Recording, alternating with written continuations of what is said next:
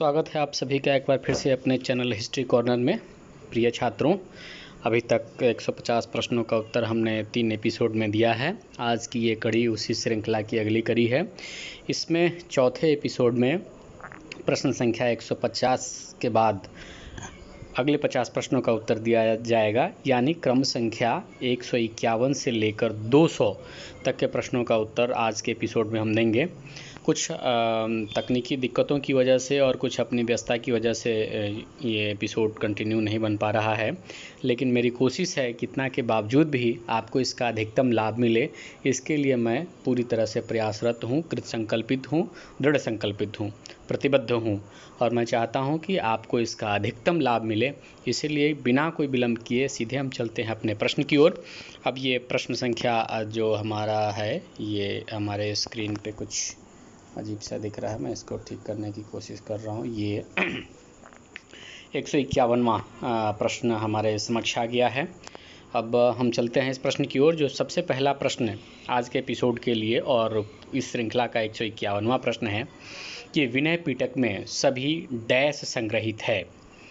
पहला है जैन उपदेश, दूसरा है बौद्ध नियमावली, तीसरा है वैदिक कर्मकांड और चौथा है युद्ध कथाएं। ये 4 ऑप्शन हैं। तो आप जानिए कि जो त्रिपिटक है, जिसमें सुत्त पिटक, विनय पिटक और अभिधम्म पिटक, इन 3 ग्रंथों को मिलाकर त्रिपिटक कहा जाता है और ये त्रिपिटक बौद्ध धर्म से संबंधित है। तो इसके 4 ऑप्शन में 3 ऑप्शन आप देख लीजिए। एक तो जैन उपदेश है, जो तीसरा ऑप्शन है वह वैदिक कर्मकांड है और चौथा युद्ध कथाएं। तो ये तीनों पिटक में हो ही नहीं सकती। तो इसलिए जो एकमात्र ऑप्शन बचता है वो बी, बौद्ध नियमावली, और इसका सही उत्तर यही है, बौद्ध नियमावली। 152वां प्रश्न है कि बुद्ध का क्या अर्थ है। इसमें भी 4 ऑप्शन हैं, चतुर, तेजतर्रार, अहिंसक मनुष्य, ज्ञानवान व्यक्ति।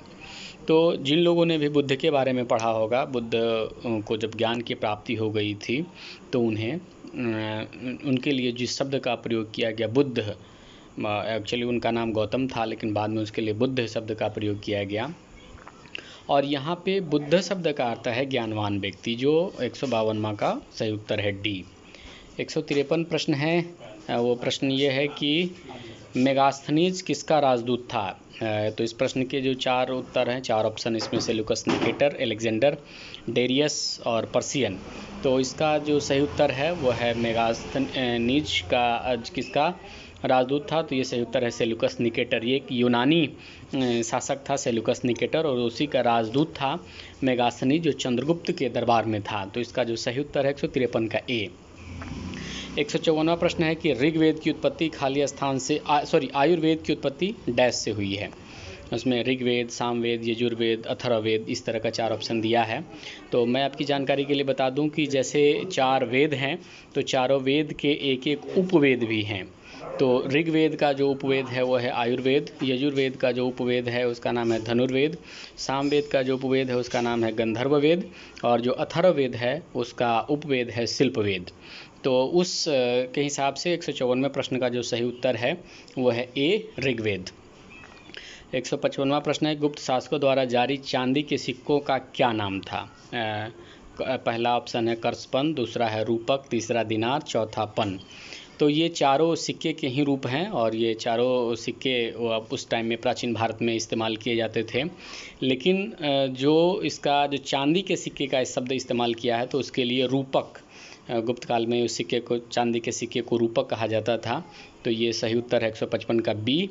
दिनार भी गुप्त काल में सिक्कों का चलन था, लेकिन वो सोने का सिक्का था और वो बड़े बड़े व्यवसायों में लेन देन में था। सामान्य जन के बीच ट्रांजैक्शन के रूप में दिनार का प्रयोग नहीं होता था। 156वां प्रश्न है कि इसमें किस बौद्ध भिक्षु ने मिलिंद का धर्म परिवर्तन कराया था। तो इसका भी ऑप्शन है गौतम बुद्ध, नागसेन, शाक्य मुनि, महाधर्मशिला।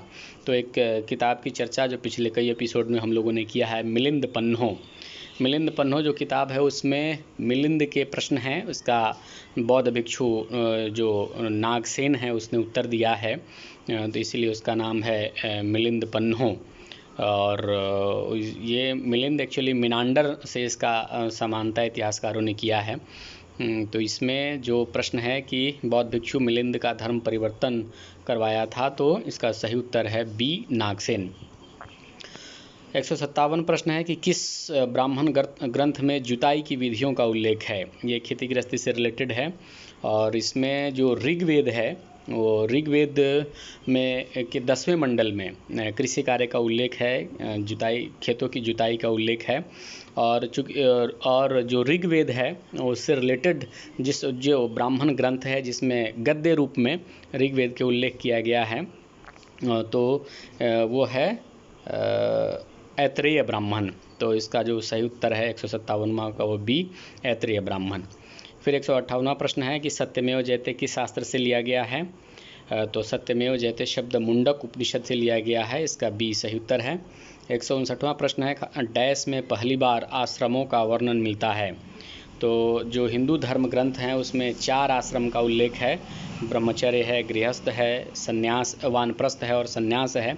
तो ये जो आश्रमों का उल्लेख है वो जबाल उपनिषद या जबालोपनिषद इसका सही उत्तर है 159 का ए।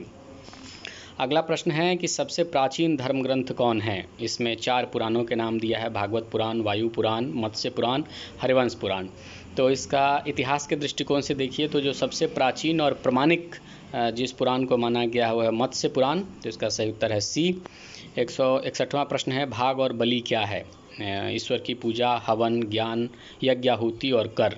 तो एक्चुअली जो ये भाग और बलि है ऋग्वैदिक काल में स्वेच्छा से राजा को दिया जाने वाला कर था। बाद में जो उत्तर वैदिक काल में यह स्वेच्छा नहीं हो गया बल्कि देना आम जन को, राजा को टैक्स देना मैंडेटरी कर दिया गया था।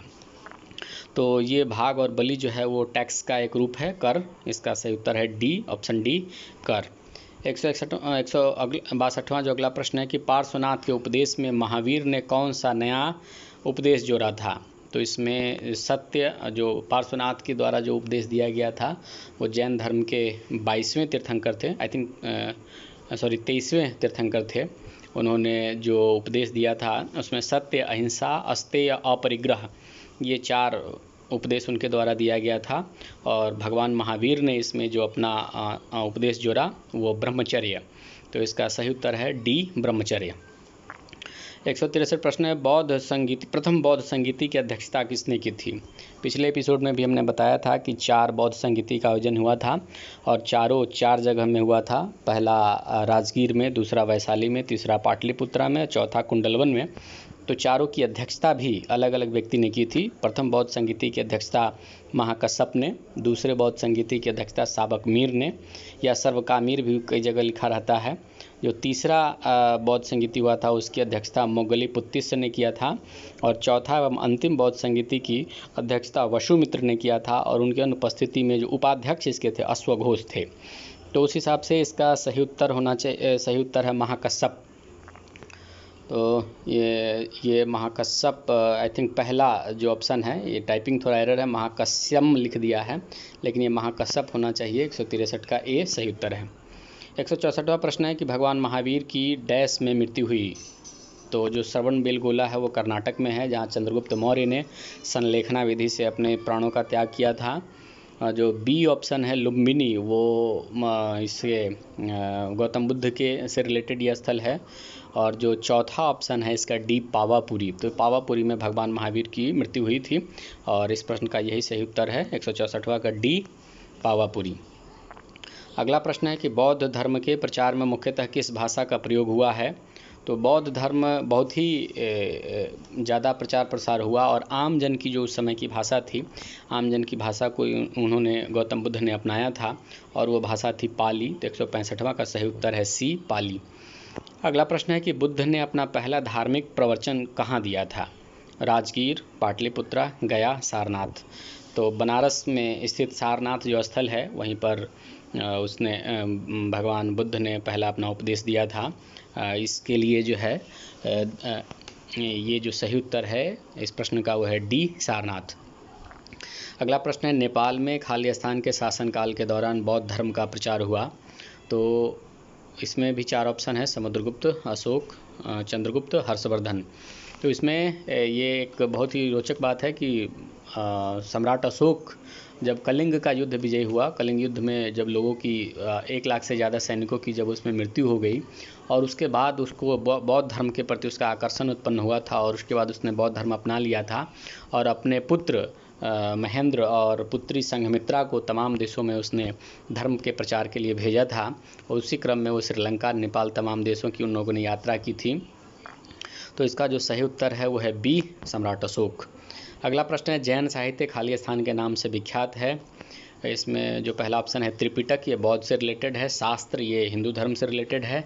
आर्यशूत्र, ये भी हिंदू धर्म से रिलेटेड है आई थिंक। और जो अगला है अंगस, ये टाइपिंग एरर है, इसको आगम लिखा जाना चाहिए था। जैन साहित्य आगम के नाम से जाना जाता है। अगला प्रश्न है कि जैन धर्म के पहले तीर्थंकर थे। जैन धर्म के पहले तीर्थंकर ऋषभदेव थे, भगवान ऋषभदेव, और इनका उल्लेख ऋग्वेद वगैरह में भी मिलता है। तो इसका सही उत्तर है लास्ट ऑप्शन डी, ऋषभ। अगला प्रश्न है कि तमिल भाषा में रचित जीवक चिंतामणि संबंधित है जैन धर्म, बौद्ध धर्म, हिंदू धर्म और ईसाई धर्म। तो जीवक चिंतामणि हिंदू धर्म से रिलेटेड है, ये संगम साहित्य का हिस्सा है। और इस जीवक चिंतामणि के जो लेखक हैं तिरुंतक देवर, इस तरह का इनका नाम है, थोड़ा साउथ इंडियन नाम है, कठिन है और इस तरह के प्रश्न अमूमन नहीं पूछे जाते हैं, लेकिन खैर इसमें है। अगला प्रश्न है कि किस विषय में कुछ भी निश्चित रूप से नहीं कहा जा सकता है, इस जैन मत को क्या कहा जाता है। तो ये जैन का बहुत ही महत्वपूर्ण सिद्धांत है, जिसमें है नहीं है इस तरह के 7 सिद्धांत हैं, उसमें 7 अंग हैं उसके, इसीलिए उसको सप्तांग थ्योरी भी कहते हैं। कई बार उसको स्यादवाद और एकांतवाद भी कहा जाता है। सप्तभंग का सिद्धांत भी इसको कहते हैं। तो 171वें प्रश्न का जो सही उत्तर है वो है ऑप्शन सी, स्यादवाद। अगला है अंग महाजनपद की राजधानी कहाँ थी। ये भी टाइपिंग एरर है, इसने अंश लिख दिया है, अंश नहीं है, ये अंग है। और ये जो भागलपुर के आसपास का जो प्रदेश है, एक समय वही जो महाजनपद काल था उसमें वही अंग का हिस्सा था और उसकी राजधानी चंपा थी। तो ये सही उसका उत्तर है। अगला प्रश्न है कि हर्यक वंश का संस्थापक कौन था। शिशुपाल, बिंबिसार, अजातशत्रु, उदयीन। तो हर्यक वंश जो था वो उसका संस्थापक बिंबिसार था और उसी वंश में आगे अजातशत्रु हुए, उसी वंश में आगे उदयीन जैसे शासक हुए। तो इसका जो सही उत्तर है वो है बी, बिंबिसार। और जो अगला प्रश्न है कि भारत पर आक्रमण करने वाला पहला विदेशी था। Darius, Sikandar, Seleucus, Philip. तो इसमें डेरियस सही उत्तर है। एक्चुअली ये ईरानी साम्राज्य, हखमानी साम्राज्य था और उसका ये शासक था। तो उसमें डेरियस या दरायूस भी कई बार इसको नाम हिंदी में लिखने के क्रम में इसका नाम कई बार लोग दरायूस भी लिखते हैं, तो कंफ्यूज नहीं होना है। डेरियस लिखा रहे तो या दरायूस लिखा रहे तो आप इसको सही उत्तर टिक मार्क करेंगे। अगला प्रश्न है कि गौतम बुद्ध की माता का नाम था। ये बहुत ही महत्वपूर्ण प्रश्न है, कई बार इम्तहानों में पूछा गया है। तो इसका जो सही उत्तर है वो है बी, महामाया। अगला प्रश्न है झेलम का युद्ध किसने लड़ा था। तो कई बार फिल्मी गाने में भी इसका इस्तेमाल किया गया है। सिकंदर और पोरस की लड़ाई हुई थी झेलम नदी किनारे, जिसको हाइडे स्पीच का युद्ध भी कहा जाता है। तो इसमें इसका सही उत्तर है बी, पोरस और सिकंदर। अगला प्रश्न है कि भगवान बुद्ध ने अपनी अंतिम सांसें कहाँ ली थी, मतलब उनकी मृत्यु कहाँ हुई थी। इसके भी 4 ऑप्शन है, राजगीर, बोधगया, सारनाथ और कुशीनगर।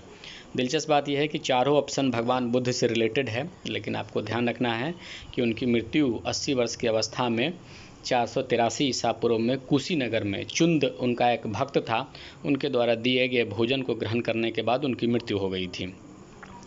अगला प्रश्न है कि गंधार कला शैली डैश में अस्तित्व को प्राप्त हुआ। तो इसका भी 4 ऑप्शन है। तो इसमें जो हीनयान संप्रदाय है वो चूँकि बुद्ध धर्म का जो पुरातन विचार है, जो भगवान बुद्ध के विचार हैं, जिसमें ईश्वर की मान्यता नहीं है, मूर्ति पूजा का मान्यता नहीं है, तो उन लोगों के अधीन तो इस तरह का कोई विकास संभव ही नहीं था, क्योंकि गंधार कला एक मूर्ति कला से संबंधित विषय है और इसमें हीनयान इसका सही उत्तर नहीं होगा कभी भी। और जो महायान संप्रदाय थे वो पहला ऐसा माने जितने भी धर्म हैं उसमें ये पहला ऐसा था जिसने मूर्ति पूजा का कंसेप्ट बुद्ध धर्म के द्वारा ही लाया गया है, उसके महायान शाखा के द्वारा। तो उनके नेतृत्व में ही गांधार कला शैली का ज़बरदस्त विकास हुआ था। लेकिन बुद्ध की जो पहली मूर्ति मिली है वो मथुरा कला शैली में मिली है। तो इस चीज़ का ध्यान रखेंगे। अगर इसमें कभी पूछा जाए कि बुद्ध की मूर्ति पहली मूर्ति किस कला शैली में मिली है तो मथुरा शैली में है, लेकिन उनकी अधिकांश मूर्ति गांधार कला शैली में है। अगला प्रश्न है कि बौद्ध धर्म के अनुसार गौतम बुद्ध के अगले अवतार होंगे। तो जैसे हिंदू धर्म में अगला अवतार का कंसेप्ट है कि भगवान विष्णु का जो 10वां अवतार होगा कल्कि होगा, वैसे ही भगवान बुद्ध का जो अगला अवतार बौद्ध ग्रंथों में बताया गया है वो मैत्रेय बताया गया है। तो इसका बी सही उत्तर है। अगला प्रश्न, निम्नांकित में कौन बौद्ध धर्म का पवित्र ग्रंथ है?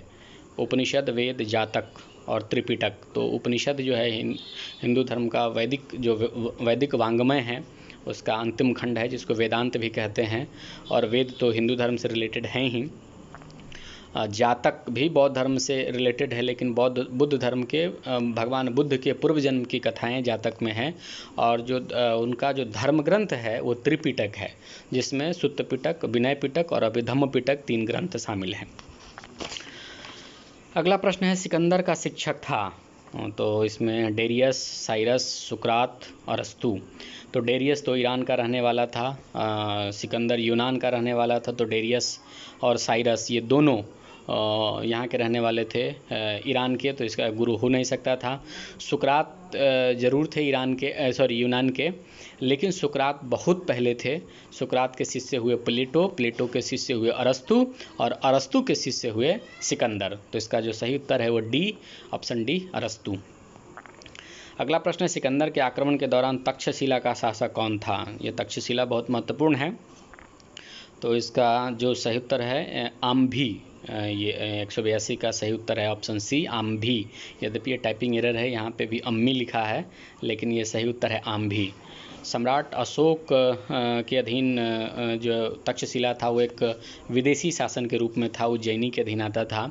पोरस तो उसके सिकंदर के टाइम का था, चंद्रगुप्त मौर्य। तो इसका जो सही उत्तर है 182 का है वो सी, अम्भी। 183वां प्रश्न है कि मनुष्य के दुख निवारण हेतु अष्टांगिक मार्ग का प्रतिपादन किसने किया? तो अष्टांगिक मार्ग बौद्ध धर्म में का हिस्सा है और ये 8 तरह के इसमें चीज़ों को बताया गया है, जिसमें सम्यक आचरण है, सम्यक जीवन है, इस तरीके के 8 सम्यक आचार है। तो 8 इस तरह के विचार दिए गए हैं और ये जो 8 मार्ग है वो भगवान बुद्ध के द्वारा बताया गया है। तो इसका जो सही उत्तर है ऑप्शन बी, गौतम बुद्ध। अगला प्रश्न है, बौद्ध धर्म ने समाज के 2 वर्गों पर सर्वाधिक प्रभाव डाला। ये थे व्यापारी और पुजारी। दूसरा ऑप्शन है साहूकार और दास। तीसरा ऑप्शन है लड़ाकू और व्यापारी। चौथा ऑप्शन है महिलाएं और शूद्र।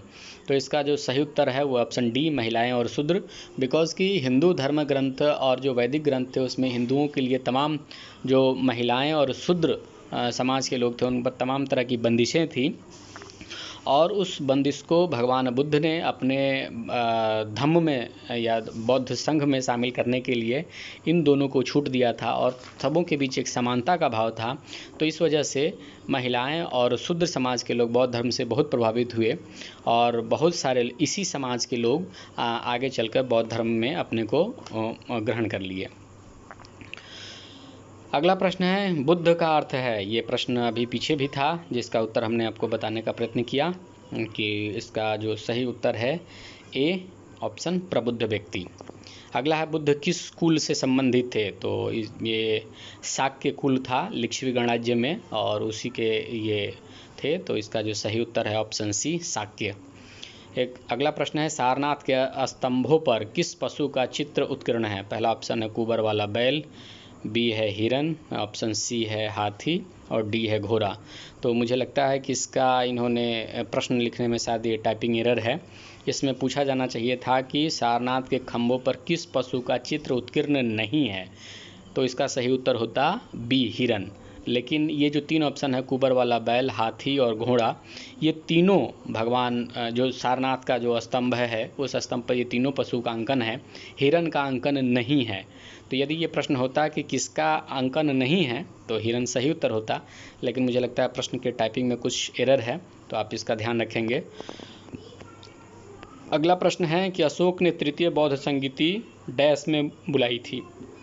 अभी पीछे जो प्रश्न का मैं उत्तर दे रहा था उसमें ये मैं बताने की कोशिश किया था कि कौन कौन सा बौद्ध संगीति कहाँ कहाँ हुआ था और उसके कौन कौन अध्यक्ष थे उस समय। ये हमने अभी आपको बताया 163वें प्रश्न में। उसी में हमने बताया कि जो पहला बौद्ध संगीति हुआ था वो राजगीर में, दूसरा वैशाली में, तीसरा पाटलिपुत्र में और चौथा कुंडलवन में। तो इसका जो सही उत्तर है वो तीसरा बौद्ध संगीति सम्राट अशोक के समय बुलाया गया था और वो पाटलिपुत्रा में हुआ था। तो इसका सही उत्तर 188 का ए, पाटलिपुत्रा। अगला है कि बुद्ध को ज्ञान की प्राप्ति कहाँ हुई। तो इसमें बहुत फेमस है, महाबोधि मंदिर बोध गया में है और बुद्ध को चूँकि वहाँ ज्ञान प्राप्त हुई थी, इसी के बाद उस जगह को गया को बोध गया के नाम से जाना गया। तो इसका सही उत्तर है 189 का बी, बोध गया। अगला प्रश्न है कि गौतम बुद्ध के गृह त्याग को क्या कहा जाता है। महाभिनिष्क्रमण, धर्मानिषेक, धर्मचक्र परिवर्तन और महापरिनिर्वाण। तो गृह त्याग को बौद्ध धर्म में महाभिनिष्क्रमण कहा गया है, धर्मचक्र परिवर्तन कहा गया है जब भगवान बुद्ध ने अपना पहला उपदेश दिया था जो बनारस के नज़दीक सारनाथ में दिया था, और महापरिनिर्वाण का अर्थ है मृत्यु, जब माने जन्म और मरण से मुक्ति पा जाना। भगवान बुद्ध के मृत्यु के लिए जो महापरिनिर्वाण शब्द का प्रयोग किया जाता है।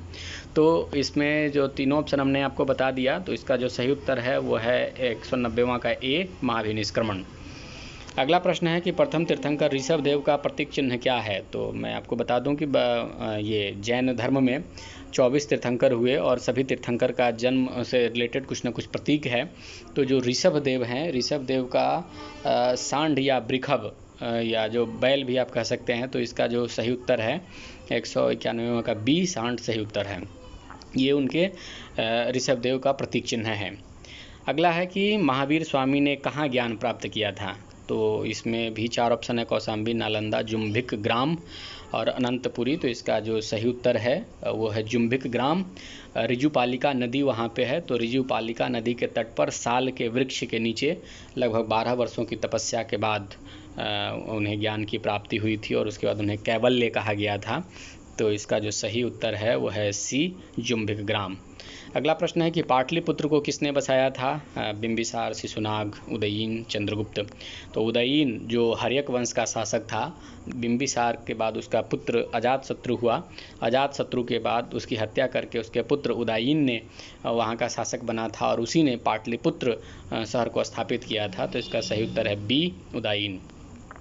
अगला प्रश्न है किस मौर्य शासक को अमित्रघात कहा जाता है। तो इसमें भी अन्य प्रश्नों की तरह 4 ऑप्शन है, चंद्रगुप्त मौर्य, बिंदुसार, अशोक, दशरथ। यहाँ मौर्य शब्द नहीं लिखा है, लेकिन चूंकि स्पष्ट है मौर्य शासक, तो इसके लिए आप इसको चंद्रगुप्त मौर्य ही समझेंगे।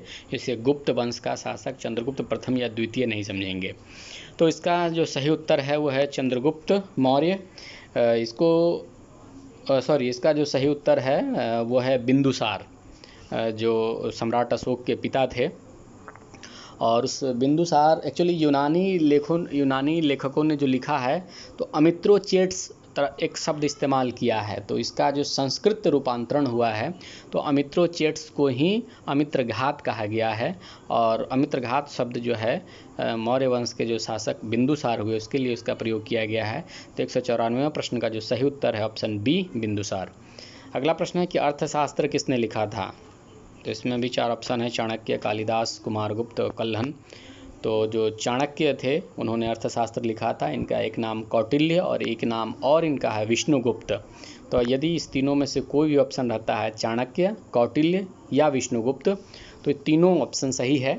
तो इस तीनों में से अगर कोई भी नाम रहे और अर्थशास्त्र के लेखक का नाम पूछा जाए तो आप यही नाम टिक मार्क करेंगे, यानी चाणक्य। अगला प्रश्न है कि भद्रबाहु के साथ चंद्रगुप्त के दक्षिण प्रस्थान की चर्चा किस ग्रंथ में है। तो भद्रबाहु ये क्या बोलते हैं, जैन धर्म के एक बहुत बड़े संत हुए और उनके नेतृत्व में जब मगध में अकाल पड़ गया था तो भद्रबाहु के नेतृत्व में कुछ जैन धर्म के अनुयायी दक्षिण भारत चले गए थे।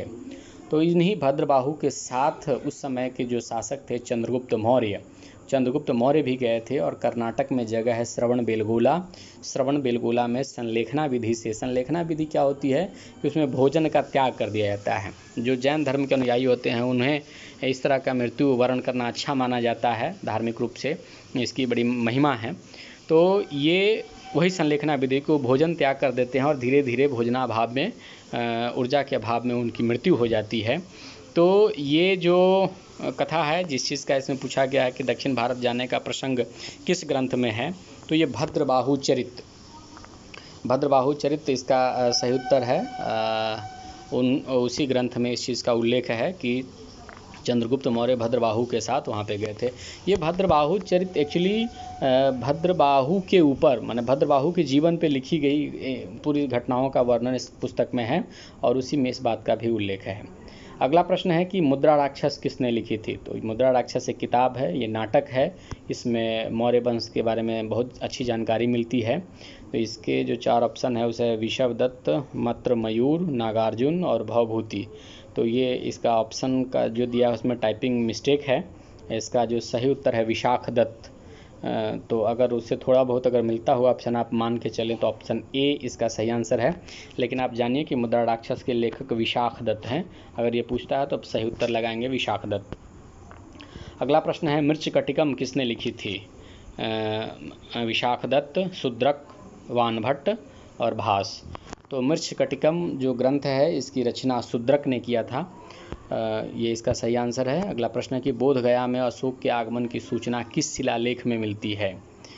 तो सम्राट अशोक का जो इतिहास लेखन है बहुत हद तक अधिकांश बातें उनके द्वारा लिखे गए अभिलेखों से लिया गया है और उसमें लगभग 13-14 अभिलेख हैं जिसके से सम्राट अशोक के बारे में पूर्ण जानकारी मिलती है।